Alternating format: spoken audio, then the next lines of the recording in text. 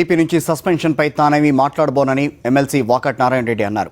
తాను బ్యాంకులకు రుణాలు ఎగ్గొట్టలేదని, తీసుకున్న రుణం వడ్డీతో సహా తీరుస్తానని అంటున్నారు. అలాగే దర్యాప్తు పూర్తయిన తర్వాత కడిగిన ముత్యంలా బయటికి వస్తానంటున్న వాకాటితో మా ప్రతినిధి నాయుడు ఫేస్ టు ఫేస్. బ్యాంకులకు 441 కోట్ల రూపాయల రుణాలు ఎగవేశారనే ఆరోపణలతో పాటు తప్పుడు పత్రాలను సృష్టించి బ్యాంకు నుంచి 190 కోట్ల రూపాయలు తీసుకున్నారనే ఆరోపణలు ఎమ్మెల్సీ వాకట్ నారాయణ రెడ్డి మీద వినిపిస్తున్నాయి. ఈ నేపథ్యంలోనే సిబిఐ కూడా తన నివాసంలో సోదాలు నిర్వహించింది. సోదాలు నిర్వహించిన తర్వాత తెలుగుదేశం పార్టీ అధ్యక్షుడు చంద్రబాబు నాయుడు పార్టీ నుండి కూడా ఆయన్ని సస్పెండ్ చేశారు. అసలు ఈ బ్యాంకుల నుండి రుణాలు ఎగవేతకు సంబంధించి పార్టీ సస్పెన్షన్ గురించి మనతో మాట్లాడడానికి ఆయన ఉన్నారు. సార్ చెప్పండి సార్, మీరు బ్యాంకుల నుంచి సుమారు 450 కోట్ల రూపాయల రుణాలు ఎగవేశారనే వార్తలు వినిపిస్తున్నాయి. దీని మీద మీరు ఏమంటారు? అంటే దీంట్లో డబ్బు తీసుకున్న మాట వాస్తవమే, ఎగవేశామన్నట్టు మాట మాత్రం వాస్తవం కాదు. ఎందుకంటే ఇంకా కంపెనీ నడుస్తూ ఉంది, ఇంకా కూడా కంపెనీకి పేమెంట్లు వస్తూనే ఉన్నాయి, ఇంకా బ్యాంకుతో కూడా లావాదేవీలు నడుపుతూనే ఉన్నాం. కంపెనీ కూడా ఎన్సిఎల్టీలో ఉంది, ఇప్పటికీ పేమెంట్లు వస్తూనే ఉన్నాయి, సైట్లు నడుస్తూనే ఉన్నాయి. ఏ రోజు కూడా మేము తీసుకున్నటువంటి రుణాన్ని ప్రతి రూపాయిని తిరిగి చెల్లిస్తూనే ఉన్నాం. కానీ ఆర్థిక మాన్యం దెబ్బ నా పరిస్థితే కాదు, అంటే నా పరిస్థితి అంటే నా కంపెనీల పరిస్థితే కాదు, మిగతా కంపెనీల పరిస్థితులు కూడా చాలా వరకు ఈ విధంగానే ఉన్నాయి. కానీ కొన్ని బయటపడ్డాయి, కొన్ని బయటపడలేదు. అంటే తప్పుడు పత్రాలతో 190 కోట్ల రూపాయలు బ్యాంకులను తీసుకున్నారని ఐఎఫ్సిఐ ఫిర్యాదు చేసింది. దాని మీద మీ నివాసంలో కానీ, లేదంటే హైదరాబాద్లో కానీ, బెంగళూరులో కానీ సోదాలు నిర్వహించింది. దీని మీద మీరు ఏమంటారు?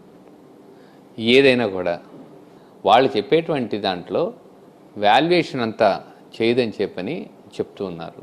మేము ఒక వాల్యూ చెప్పాం, వాళ్ళకు వాల్యూ వేశారు, సరిపడింది రుణం ఇచ్చారు. ఇప్పుడు ఆ వాల్యూ కూడా కాదు, తప్పు అని అంటున్నారు.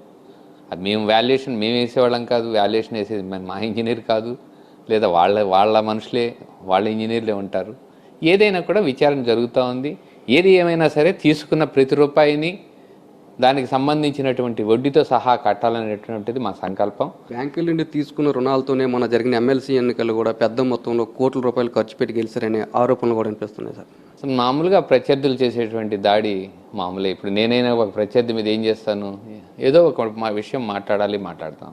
ఏదైనా యథార్థాలంతా కూడా అందరికీ తెలిసినటువంటి విషయమే. నేను ఆ పరిస్థితుల్లో అయితే మేము లేము. మేము ఎక్కడికక్కడ ఈరోజు మా కంపెనీలో కానీ, లేకపోతే మేము పర్సనల్గా కానీ ఎక్కడికక్కడ ఏ రోజుకి ఆ రోజుకి ఎట్లా గడవాలా అని చెప్పని చూస్తూ ముందుకు పోతా ఉన్నాం. దాంట్లో భాగంగానే ఏది ఏమైనా కూడా సరే ఇది ఒడిదుడుకులు మాత్రమే. ఈ ఒడిదుడుకుల నుంచి మేము అధిగమిస్తామని చెప్పినటువంటి విషయం మాత్రం తెలియజేస్తాం. ఏ తప్పు చేయకపోతే తెలుగుదేశం పార్టీ మిమ్మల్ని ఎందుకు సస్పెండ్ చేసింది?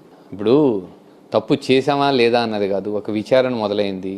విచారణలో ఏమొస్తుందో ఏమో, కానీ మా నాయకుడు ముందుగా ఆలోచన చేసి, ఎందుకంటే కేటర్ అంతా కూడా పనిచేసి నన్ను విజయం తీసుకొచ్చింది. మరి ఇవాళ ఆయన నన్ను పార్టీ నుంచి తప్పించారు అంటే ఏదో ఒక ఆలోచన ఉంటుంది.